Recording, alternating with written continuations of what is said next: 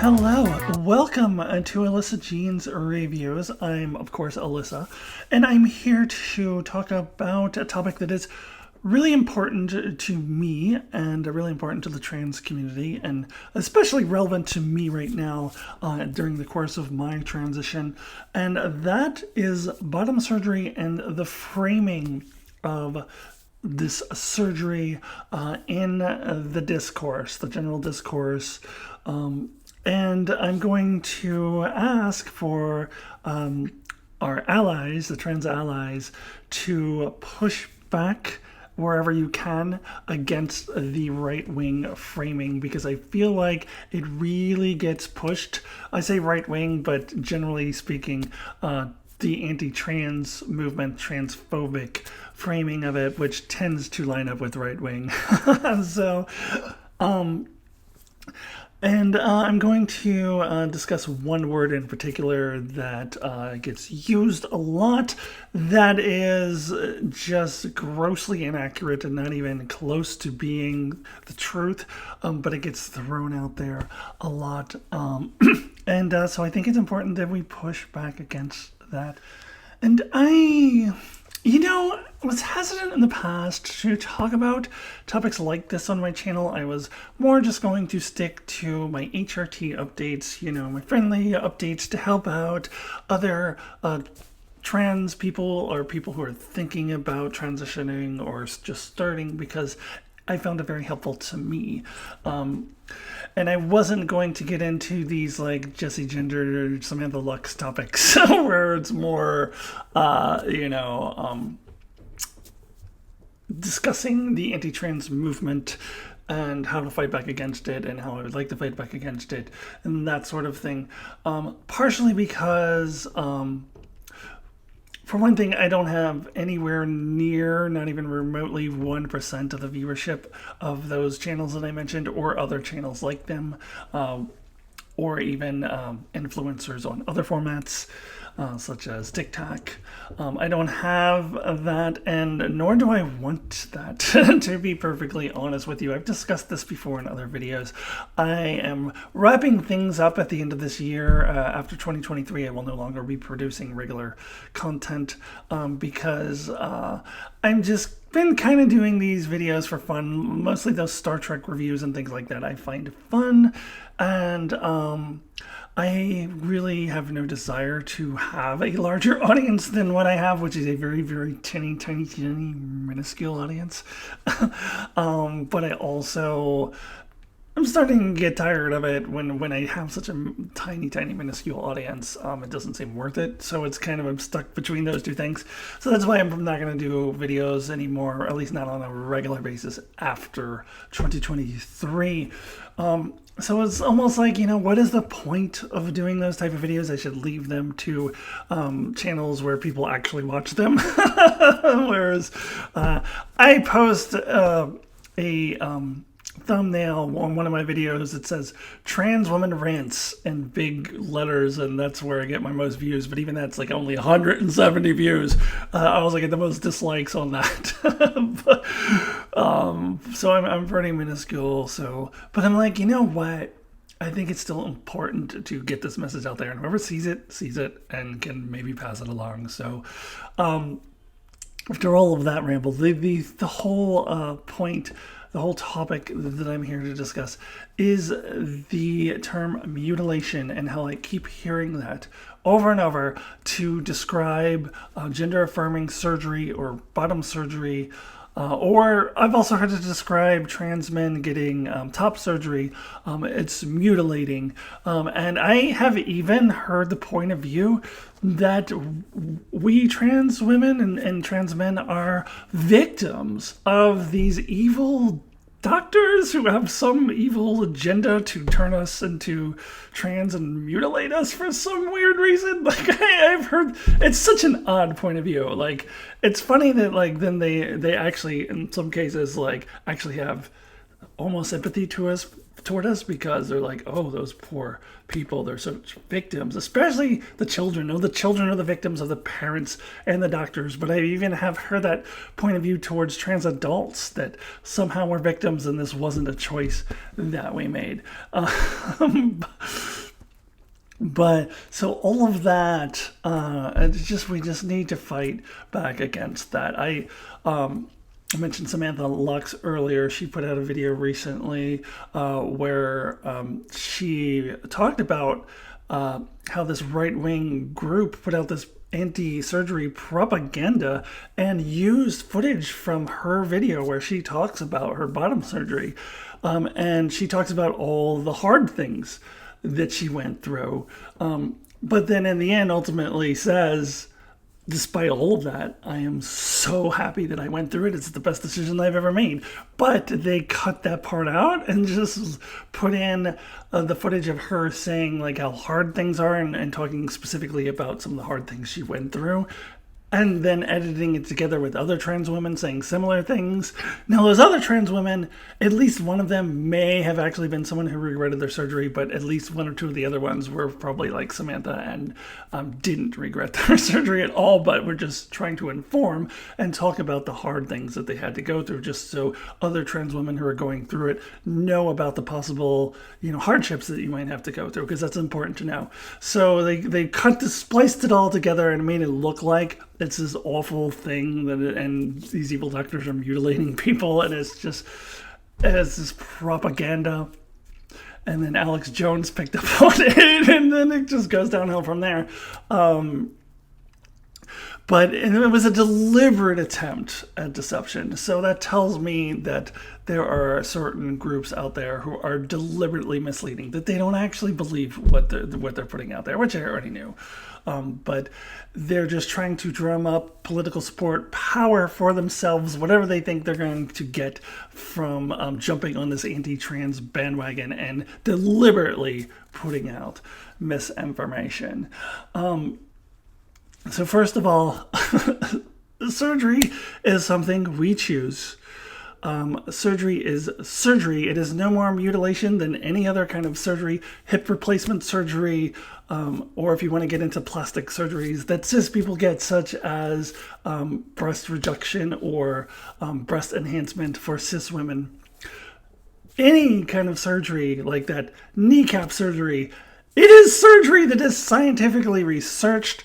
It has been around for a while and has been constantly improved upon. You can look it up yourself. The first inklings of surgery started way back of gender affirming surgery started way back in the 19th century and has been gradually been worked on and improved on, just like any other scientific method, just like any other surgery is based on science and medicine. But because it behooves these people to forward their hateful anti-trans agenda for whatever reason they're doing it, they frame it as mutilation, and it is not mutilation any more than any other surgery is. So we need to push back against that framing of it, because I'm tired of this framing going unchallenged and unchecked, and it's just, oh, they're mutilating children, and even the adults are being mutilated by these evil doctors. And are you being mutilated when you're getting your hip replacement surgery? Are you being mutilated when you get your breasts enhanced if you're a cis woman?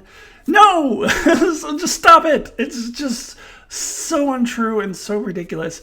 And I'm tired of hearing about it. Now, with that said, what Samantha and other trans women have put out there on YouTube about their experiences, their hard experiences going through bottom surgery, is true, and it is the reason why it took me a couple of years to make the decision to go through with it, because I am well aware that surgery is an ordeal. It is a big deal.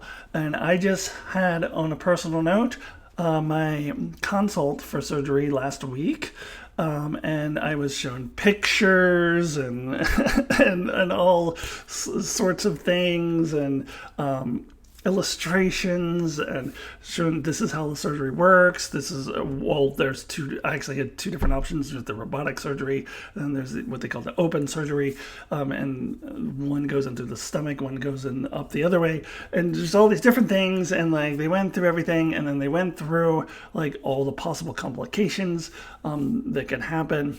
And even if everything goes well, some of the hardships that you're going to have to go through. I learned about more about dilating, which I had heard about, but I got more vivid illustrations of what that's going to be like.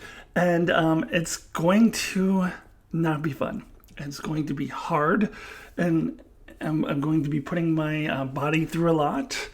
And any person who's gone through the surgery will tell you that. But almost all of them will tell you they also have no regrets and this is the best thing they've ever done for themselves. Yes, there are going to be outliers here and there. There are going to be people who wish they didn't go through that and wish they didn't put themselves through that and that they made the wrong choice. And I feel bad for those people. I'm sorry that they had to go through that.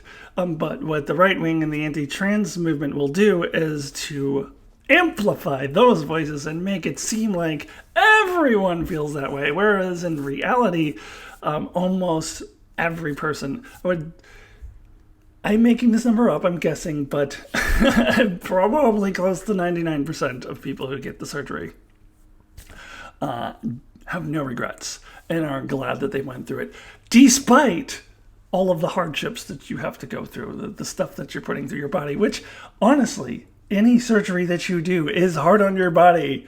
It is going to be hard to recover from. I had appendicitis when I was 13, and I had surgery done where they had to go in and remove the parts of the appendix. I found out later that like there was actually a really high chance of me dying, which they didn't tell me when because I was 13. They wouldn't scare me, I guess. I got a little worried when my grandmother came in with like a rosary and was praying over my hospital bed. And I was like, what? It's just a regular surgery, right? But any surgery you go through is going to be hard on your body. This just happens to be one that we are choosing to go through. But there are other surgeries like that cosmetic surgeries that other cis people choose to go through too, that are still hard on your body. So just because that is hard on us doesn't mean that we are victims, or that we don't want it, or that we are not going to ultimately be really happy that we've had them. I came away from the consult wishing that I could just wave a magic wand and just have my body the way that I wanted it without having to go through all of this hardship. But the option of not going through it and keeping my body the way it is not an option for me. I had always said that I would not go through the surgery unless I was 100% that that's what I feel that I want, that's what I need, and that's where I'm at. And it's not a decision that I took lightly. I've talked about this in previous videos, where it took me kind of a couple years going through this before I finally came to that decision. It is not one I took lightly, and it's not one I would recommend anyone ever take lightly. I talked about the occasional, rare person who does regret it. So I would suggest to avoid becoming that person is to not take it lightly. Not suggesting that these people did. I don't know if they did or not. But I'm just talking about future people to make sure that you weigh everything and then you do your research and get some ideas of what it's like. Watch Samantha's video. Watch other videos of trans women who've gone through it, who can tell you some of the really hard emotional and physical things that they went through and psychological things that they went through to get to the point where they are now, where they're very happy with their bodies and very happy in their own skin and very, very happy that they went through the surgery. But to get from point A to point B, there's some hardships. And that is the same way I felt about transition in general, to get to where I was presenting totally as male, with a lot of gender dysphoria, to where I am today. There were some hardships, maybe not anywhere near as hard because it doesn't have the physical effects that the surgery does. But there were definitely some mental, psychological, emotional hardships that I went through, and I'm so glad that I did. And because I'm here where I am now, looking as I do now, living as I do now. So, yeah, I feel like I've gone off on all kinds of tangents. But getting back to the main point is that most trans women do not regret their surgery. Yes, it is hard. All surgeries are hard. This is not any different in any significant way than any other surgery. It is scientifically proven. It is based on science, medicine, and fact, and delivered not by these backroom, like half-assed evil dudes who don't know what they're doing. I don't know what people think. I don't know who people think are doing these surgeries. They are done by trained professionals. Just like any other surgery you get. This is not mutilation, and we need to stop with that word. We need to push back against it. It is not based on any fact or reality. It is just a framing that the anti-trans crowd puts out there because it forwards whatever personal goal they have by being anti-trans, putting their messages out there. And when I'm talking about big organizations or politicians, is probably for power. If I'm talking about just individuals who go on YouTube or whatever, or whatever format, TikTok, Twitter, whatever, and just troll trans people, then maybe their personal motivation is just it makes them feel better. I don't know what their personal motivation is. And maybe some of those people are just ignorant. Maybe they don't know. Which is why it's important to get facts out there, get reality out there. So that is my rant for this month. This is actually my second video in the month of June that I have done. Not related to Star Trek and Star Wars and all those things, but related to my trans identity. I did one about what pride means to me. Kind of in the similar veins to what I've been talking about here, and that we need to fight back against the anti-trans and anti-LGBTQ movement in general. And this video, I'm recording it a few days early, but it will be released on June 30th, the last day of Pride Month. So chances are most of the people who view this video will view it outside of Pride Month, and that's okay with me. As I mentioned in my last video, Pride Month needs to be every month. I talked about how the parade and the events here in my home city have been moved to July this year, and at first that was disappointing when I'm like, well, Pride Month is in June, and then I'm like, no, you know what, Pride Month should be every month, so let's have our parade in fucking July. Let's celebrate and have a great time. Now there is some fear based around that, but maybe I'll save that for a video in July.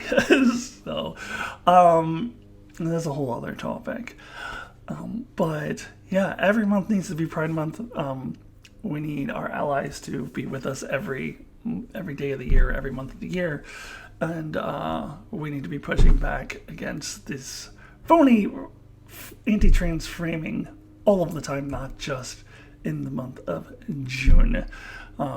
June has, been great for Target selling shirts or not selling shirts anymore because they're afraid of right-wingers, whatever. Not to say that, the Pride Month is all bad. I particularly enjoy that there's a Pride Month, but we need to have Pride all the time. Okay, I think that's enough rambling for this video. Please subscribe to my channel if you have not already. Check out some of the other videos that I have done, and I'll be back in July to do 1 or 2 more videos related to being trans. And I will also be doing some Star Trek videos, so if you're into Star Trek, you should check those out too. Okay, everybody, thank you so much for watching. I will see you soon. Goodbye.